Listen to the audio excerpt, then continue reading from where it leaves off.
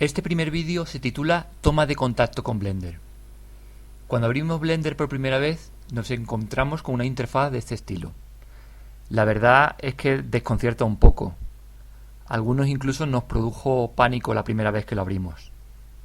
Este vídeo pretende presentar esta interfaz para salvar esta primera impresión. Como se puede ver, su aspecto es diferente a las ventanas de Windows o Mac. Tampoco se parece a la interfaz de las distintas versiones de Linux. Esto se debe a que está construida directamente sobre OpenGL, que es una interfaz abierta de programación del hardware gráfico en cualquier ordenador. Blender es un programa de código abierto y lo tenemos para Windows, Mac y Linux. De hecho, en los distintos sistemas, Blender tiene exactamente el mismo aspecto. Podéis trabajar en el sistema que os resulte más cómodo. En primer lugar, vemos la carátula del programa. Indica qué versión es la que tenemos. En este caso, la última de julio de 2013, la 2.68. Debajo aparece una imagen generada por Blender, con Blender, y bajo ella tenemos lo siguiente. A la izquierda, enlaces a páginas útiles sobre el programa. A la derecha, los últimos ficheros abiertos, que todos tienen extensión Blend.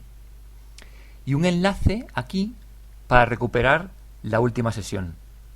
Hay que tener en cuenta que si cerramos Blender sin salvar el fichero, el programa no pregunta y perdemos el trabajo desde la última vez que guardásemos. Con un poco de suerte, pulsando este enlace, recuperamos lo último. Si pulsamos con el ratón fuera de la carátula o cualquier tecla, la carátula desaparece. Lo primero que vamos a ver es cómo se configura el programa. Para ello vamos al menú File, User Preferences, Fichero, Preferencias de usuario. Para que se vea mejor en el vídeo y por comodidad, vamos a aumentar el tamaño de los elementos de la interfaz. Vamos a la pestaña System y bajo General pinchamos donde pone DPI y escribimos, por ejemplo, 100 y pulsamos Intro. Vemos cómo cambia el tamaño de todos los elementos. Desplazo la ventana hacia abajo con la rueda central del ratón o pinchando en esta barra lateral de desplazamiento. Abajo a la derecha podemos activar International Fonts, fuentes internacionales, y elegir nuestro idioma, español de España. Nos ofrece traducir la interfaz, las tooltips y New Data, que no sé lo que es. No os recomiendo traducir la interfaz, menús, botones, etc. Yo no voy a hacerlo. En los vídeos veréis todo en su versión original y todas las ayudas que hay en internet trabajan sobre la interfaz en inglés. Quizá os pueda ser útil traducir las tooltips, que son las ayudas que aparecen al posar el cursor del ratón sobre los elementos de la interfaz. No está todo traducido y hay errores, pero si tenéis problemas con el inglés puede ser útil. Yo tampoco lo voy a traducir ahora. Por último, nos vamos a la pestaña Input para contar lo siguiente. Se recomienda utilizar Blender con un teclado extendido y un ratón de 3 botones, donde el botón central es la rueda. Muchas operaciones se aceleran muchísimo utilizando el teclado numérico y la rueda del ratón. Se supone que una manera cómoda de trabajar con Blender es tener la mano izquierda sobre el teclado y la derecha sobre el ratón. Viceversa si eres zurdo. La mayoría de las funciones están accesibles con pulsaciones de una o dos teclas. Una vez que se memorizan las tareas más comunes, se trabaja muy rápido. De hecho, se dice de Blender que es difícil de aprender, pero que una vez que lo sabes, se trabaja muy rápido. Si no tenemos teclado extendido, por ejemplo, usando un portátil, podemos emular el teclado numérico pulsando aquí. Haciendo esto, la fila de teclas con números que está encima de las letras se comporta como el teclado numérico. Por otro lado, si tu ratón tiene solo 2 botones, puedes pulsar aquí y entonces la tecla Alt más el botón izquierdo del ratón se comporta como el botón central. Aún así, resulta incómodo y yo considero que usando un portátil es muy conveniente tener un teclado extendido y un ratón con rueda central, inalámbricos, por ejemplo. Así es como suelo trabajar. Para terminar, pulsamos el botón Save User Settings, guardar ajustes de usuario, y quedan las opciones guardadas permanentemente. Cierro la ventana. En el menú File tenemos la opción Load Factory Settings, cargar ajustes de fábrica, por si necesitamos volver a la versión inicial de la configuración de usuario y de ventanas. Por ejemplo, podríamos haber hecho algo que descoloque todo o deje a Blender en una configuración extraña. Yo por ahora lo dejo tal cual. Vamos a explorar la interfaz. Lo primero que hay que decir es que la interfaz cambia según el motor que tengamos seleccionado. Vamos arriba a la derecha y vemos que está seleccionado Blender Render. Es un motor de rendering que permite generar imágenes y vídeos de alta calidad y realismo. Si pincho y selecciono Blender Game, se ve que cambian algunas cosas. Este es el motor que se utiliza para hacer juegos. Produce imágenes menos fotorrealistas, pero lo hace a gran velocidad, generalmente 60 imágenes por segundo, e incluye toda la lógica necesaria para la interactividad de un videojuego. Blender Render, en cambio, puede tardar mucho en generar cada imagen y, por supuesto, no permite interactividad. Hay un tercer motor llamado Cycles Render, también de alta calidad, más nuevo, que no vamos a usar. En definitiva, es importante tener en cuenta el motor que tenemos seleccionado. Lo dejamos por ahora en Blender Render. Cada pantalla de Blender está constituida por ventanas rectangulares. Cada ventana tiene una cabecera que puede estar arriba o debajo de la ventana. Se reconoce por el icono que además indica qué tipo de ventana es. Muchas tienen también un menú junto al icono. En esta disposición por defecto hay 6 ventanas. Por ejemplo, esta es la ventana una ventana de tipo timeline o línea de tiempo relacionada con la animación. Su cabecera, que tiene menú, está debajo. Si pincho sobre el icono, puedo ver todos los tipos de ventanas que hay. Eligiendo uno diferente, cambiaría la ventana actual. Por ejemplo, este. Lo dejo tal cual estaba antes. Los límites de las ventanas se pueden mover para cambiar su tamaño, tirando del borde. Las ventanas no se superponen. Vamos a ver las otras ventanas que tenemos en esta pantalla. En la parte superior tenemos la ventana de información que está colapsada y solo se ve su cabecera. Tiene el menú File y otras cosas generales.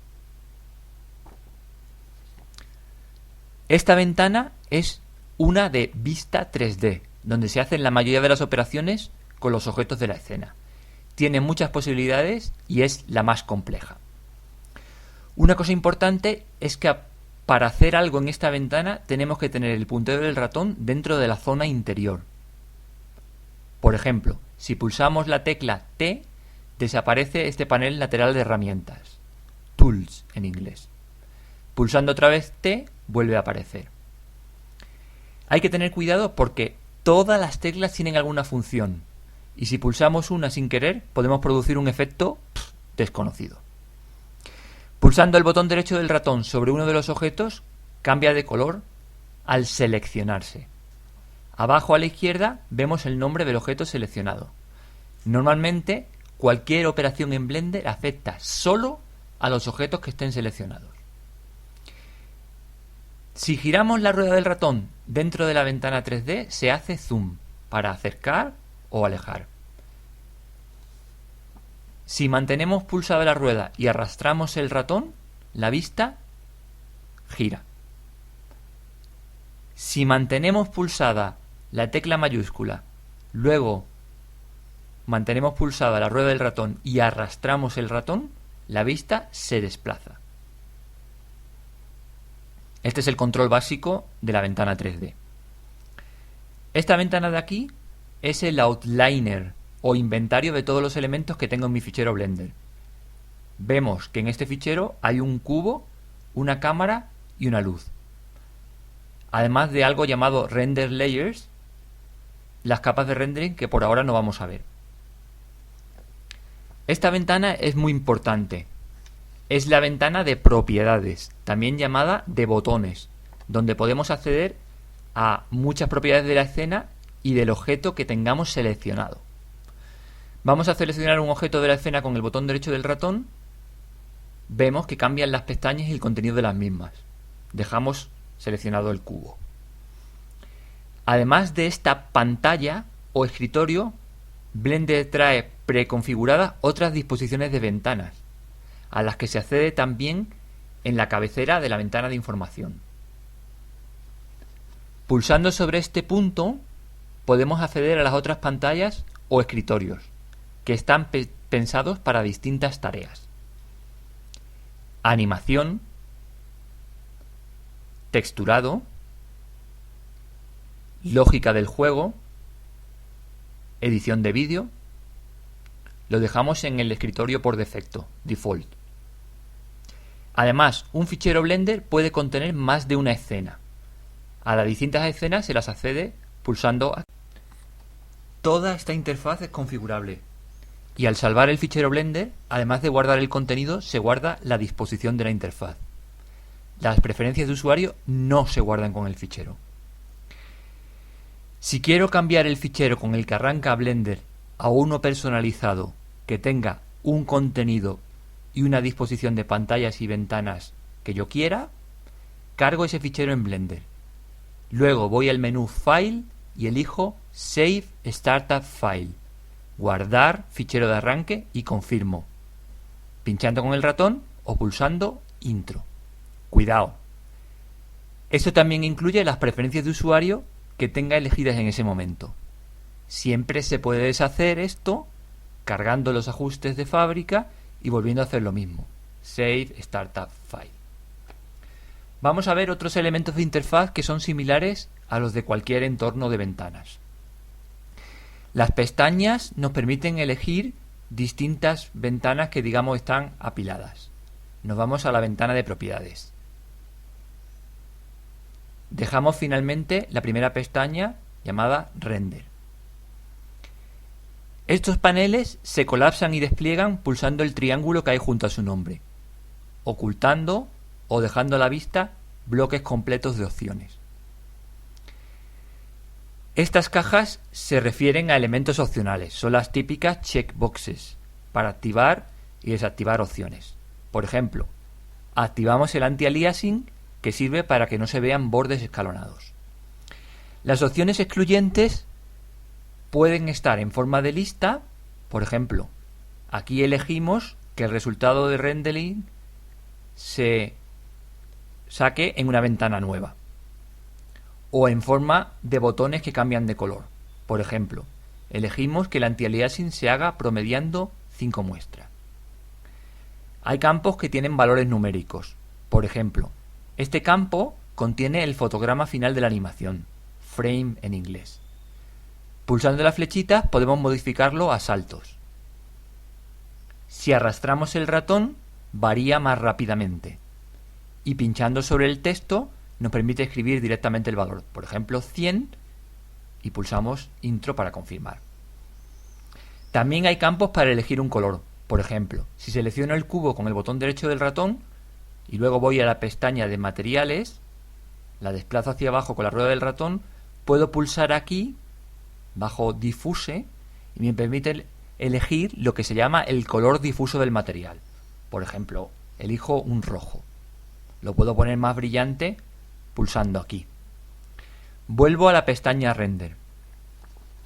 Finalmente, hay elementos de interfaz que son simplemente un botón para lanzar una tarea. Por ejemplo, este botón Render sirve para sacar la imagen vista por la cámara. Lo pulso. Lo mismo puede conseguirse pulsando la tecla F12, como dice la tooltip. Bueno, eso es todo.